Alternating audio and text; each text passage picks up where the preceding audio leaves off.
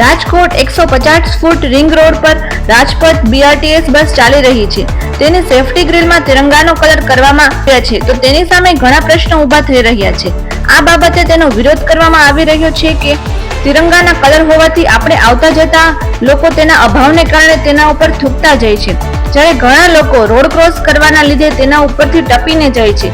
આ એક રીતે તિરંગાનું અપમાન કર્યું એમ કહેવામાં આવી રહ્યું છે કે જ્યારે આપણા સૈનિકો સરહદ પર આપણા તિરંગાની રક્ષા કરી રહ્યા છે, તો ચોક્કસ કે આપણે હરેક નાગરિકની ફરજ આવે કે આપણે આપણા તિરંગાનું નુકસાન ના પહોંચે તેની કાળજી રાખવી જોઈએ. પરંતુ શું કલર બદલાવાથી આપણા તિરંગાની રક્ષા થઈ શકશે?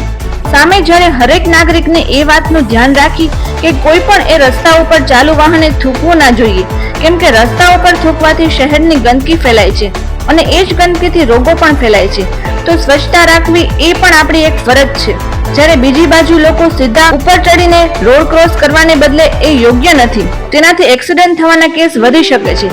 તો રાજકોટના જ નહીં પરંતુ એક દેશના નાગરિક તરીકે આપણે દેશને સ્વચ્છ રાખવો અને કાળજી રાખવી એ પણ એક ભક્તિ છે, જે લોકો આ વાતને સમજીને બદલાવ લાવવાની ખાસ જરૂર છે.